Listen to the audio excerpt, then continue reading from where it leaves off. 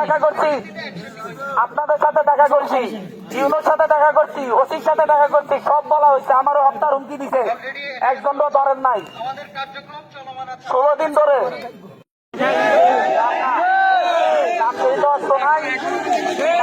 অস্ত্র নাই আপনাদের কাছে, দাঁড়ান, আপনাদের কাছে নিউজ নাই,